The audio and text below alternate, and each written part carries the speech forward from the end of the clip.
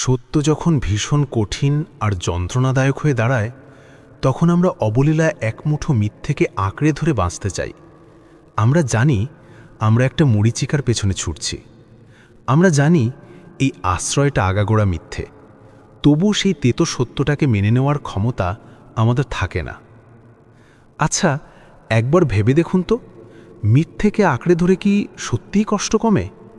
আমরা তো জানি এই নড়বড়ে খড়কুটোটা কোনো দিনও আমাদের উত্তাল সমুদ্র পার করিয়ে দিতে পারবে না।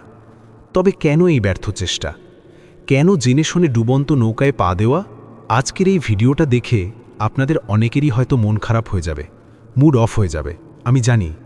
কিন্তু আপনাদের একটা কথা দিতে হবে, আপনারা আর কাঁদবেন না, ওর জন্য আর নিজের রাতগুলোকে নষ্ট করবেন না, বরং আজ থেকেই ঘুরে দাঁড়ানোর এক নতুন লড়াই শুরু করবেন।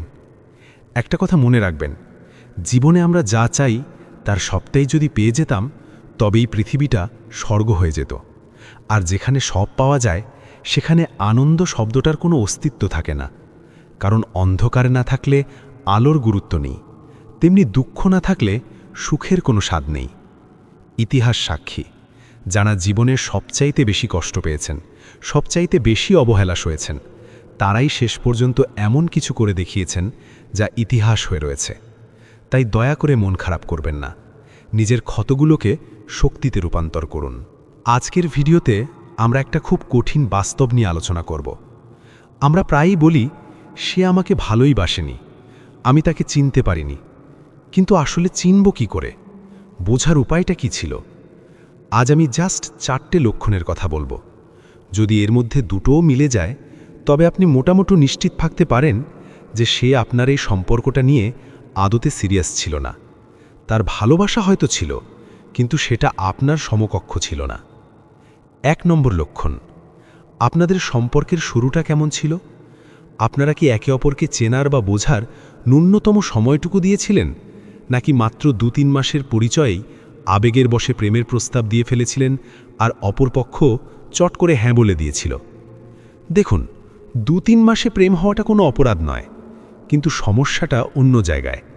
যে সম্পর্কগুলো ঝড়ের গতিতে শুরু হয়, যেখানে একে অপরের ভালো মন্দের কোনো খবরই নেই, সেই সম্পর্কগুলোর পরিণতি প্রায়ই এমন হয়। কেন জানেন? কারণ পরিচয়ের শুরুতে আমরা একে অপরের কেবল উজ্জ্বল দিকগুলো দেখি, কিন্তু যখন সময় গড়াতে থাকে, যখন আমরা একে অপরকে গভীর থেকে চিনতে শুরু করি, তখন দেখা যায় মানুষটার সাথে আমার মনের মিল হচ্ছে না। ফলস্বরূপ আপনাদের ওই আবেগের ফানুসটা চুপসে যায়। সে তখন বুঝতে পারে আপনি তার জন্য পারফেক্ট নন, আর তখনই সে অন্য কোনো ঠিকানার খোঁজে পাড়ি জমায়। ইতিহাস বলে, যে সম্পর্কগুলো ন্যূনতম সময় না নিয়ে তাড়াহুড়ো করে তৈরি হয়, সেই সম্পর্কগুলো বেশি দিন টেকে না। আপনাদের ক্ষেত্রেও কি এমনটা হয়েছিল? যদি উত্তর হ্যাঁ হয়, তবে এই বিচ্ছেদটা হয়তো অনিবার্যই ছিল। 2 নম্বর পয়েন্ট, খুব মন দিয়ে ভেবে দেখুন তো, সম্পর্কের একদম শুরুর দিকে ওর কথা বলার ধরনটা কেমন ছিল? ও কি ভীষণ উদাসীন থাকত? কথা বলতে চাইলে মর্মরা ভাব করত, যেন কোনো কিছুই ওর ভালো লাগছে না। আপনি হয়তো ফোন করছেন, কিন্তু ওকে পাচ্ছেন না। ঘন্টার পর ঘন্টা মেসেজ করে যাচ্ছেন, কিন্তু রিপ্লাই দেওয়ার নামগন্ধ নেই। অকারণে মাঝে মধ্যেই কোথায় যেন হারিয়ে যেত। আপনার সাথে সম্পর্কে থেকেও ও কি অন্য কোথাও ডুবে থাকত? যদি উত্তর হ্যাঁ হয়, তবে বুঝে নিন ও ছিল একটা আঘাত পাওয়া পাখি। ও আসলে অন্য কারো কাছ থেকে বড় কোনো চোট খেয়ে আপনার কাছে কয়েকদিনের আশ্রয়ের জন্য এসেছিল। আপনি ওর কাছে ভালোবাসা ছিলেন না, ছিলেন কেবল একটা পেইন কিলার। যখনই ওর সেই পুরনো ক্ষত শুকিয়ে গেছে, কিংবা ও বাসা বাঁধার জন্য আরও ভালো কোনো ডাল খুঁজে পেয়েছে, অমনি সে আপনাকে ফেলে উড়ে চলে গেছে।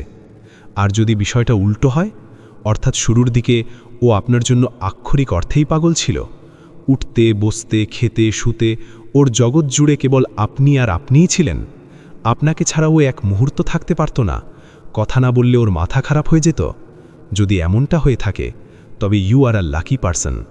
কারণ জানবেন, মানুষ যখন জীবনে প্রথমবার সত্যিকারের প্রেমে পড়ে, তখন তার ভেতরে একটা পাগলামি জন্ম নিতে বাধ্য। সে যতই শিক্ষিত বা গম্ভীর মানুষ হোক না কেন, প্রেমের প্রথম ছোঁয়ায় মানুষের মধ্যেই শিশুসুলভ পাগলামি আসবেই। এটা মানুষের মজ্জাগত স্বভাব।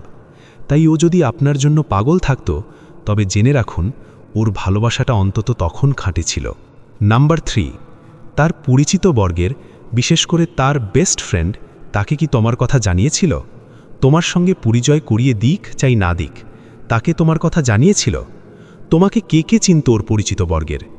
ওর বাড়ির লোককে আমি বাদ দিলাম, ওর বন্ধুবান্ধব, ফ্রেন্ড সার্কেল কিংবা যারা ওর খুব ক্লোজ, তাদের ভেতরে কতজন তোমাকে চিনত? ও কি তোমার গল্প তার বন্ধুবান্ধবদেরকে জানিয়েছিল? তার বন্ধুবান্ধবরা কি তোমার সঙ্গে পরিচয় করতে চাইতো? যদি সে তার বন্ধুবান্ধবদেরকে জানিয়েছে তোমার কথা, তাহলে তুমি সিওর থাকতে পারো ও কিন্তু তোমাকে সিরিয়াসভাবে ভালোবেসেছিল। যখন মানুষ সিরিয়াস থাকে সম্পর্কে, তখনই সেই সম্পর্কের কথা আবেগের সঙ্গে সবাইকে বলে বেড়ায়। যতই সে গোপন করার চেষ্টা করুক না কেন, সে কিছুতেই গোপন করতে পারে না, কারণ এটাও মানুষের রক্তের সঙ্গে মিশে আছে। আমরা যখন প্রথম প্রেমে পড়ি, তখন সেই কথাটা আমরা আমাদের কাছের বন্ধুদেরকে জানাবো না বলে ঠিক করি, কিন্তু তাদেরকে না জানিয়ে আমাদের ঘুমই আসে না। তা তোমার সঙ্গে যে ওর একটা রিলেশন তৈরি হয়েছে, ও তার বেস্ট ফ্রেন্ডসদেরকে কি জানিয়েছিল? যদি জানিয়েছিল, তাহলে you are a lucky person.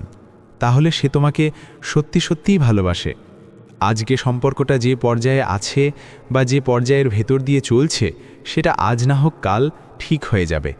সম্পর্কে ঝগড়াঝাঁটি, অশান্তি, মনোমালিন্য, কথা বন্ধ, এগুলো চলতে থাকে। এগুলো ভালোবাসারই এক একটা অঙ্গ। এতে বেশি উদাসীন হওয়ার কিচ্ছু নেই। নাম্বার 4, কখনো জানার চেষ্টা করেছো ও তোমাকে কেন ভালোবেসেছে? পৃথিবীতে তো আরও অনেক মানুষ ছিল, তারপরেও ও তোমাকে কেন ভালোবেসেছিল? তোমাকে কেন ওর ভালো লেগেছিল? যদি এই প্রশ্নের উত্তর জানা আছে, আর উত্তর সে যদি এইভাবে দিয়েছে, আমি জানি না তোমাকে আমার কেন ভালো লাগে। তোমাকে আমার এমনি এমনিই ভালো লাগে। তোমার সঙ্গে কথা বলতে ভীষণ ইচ্ছে করে।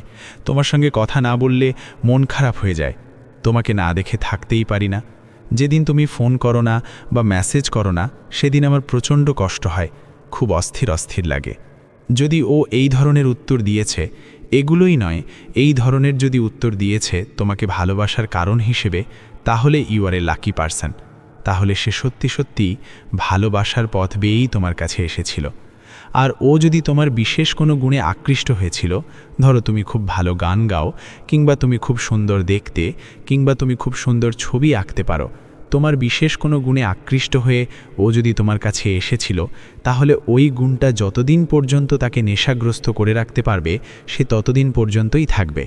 ওই গুণের প্রতি তার যখন নেশা, মোহ কেটে যাবে, সে তখন আর তোমার সঙ্গে থাকবে না, কারণ ও তোমাকে ভালোবাসেনি, তোমার ওই গুণটাকে ভালোবেসেছিল। আজকের এই ভিডিওতে আমি যে 4টি প্রশ্ন তোমাদের করেছি বা যে 4টি লক্ষণের কথা বললাম, প্লিজ কমেন্টে আমাকে জানিও তোমার জীবনে কটা পজিটিভ আর কটা নেগেটিভ।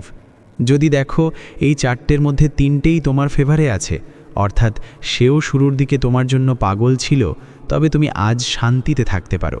সম্পর্কটা বর্তমানে যে কঠিন পরিস্থিতির মধ্য দিয়েই যাক না কেন, আমি কথা দিচ্ছি সে আজ হোক বা কাল তোমার কাছে ফিরবেই, কারণ একা তুমি তাকে ভালোবাসোনি, সেও তোমাকে মন থেকেই ভালোবেসেছিল। আজ তুমি যেমন তার জন্য কষ্ট পাচ্ছ, জানবে ঠিক একই যন্ত্রণা কিংবা তার চাইতেও বেশি দহন ওর ভেতরেও হচ্ছে। তুমি কাঁদছো মানেই এমন নয় যে সে ওপাশে বসে হাসছে, এমনটাও তো হতে পারে সেও নিভৃতে কাঁদছে, যা তুমি দেখতে পাচ্ছ না। জানোই তো, সবার কান্না সবার কাছে দৃশ্যমান হয় না। ভিডিওটা যদি তোমার মনে একটু হলেও সাহস যোগায়, তবে একটা লাইক দিও। আর যারা এখনও চ্যানেলটা সাবস্ক্রাইব করনি, তারা একবার নিজেকে প্রশ্ন করো তো, সাবস্ক্রাইবটা কেন করনি? প্রবলেমটা কোথায়? এই দাদাকে কি আপন মনে হয় না? ভালো থেকো, নিজের ওপর বিশ্বাস রেখো। দেখা হচ্ছে পরের ভিডিওতে।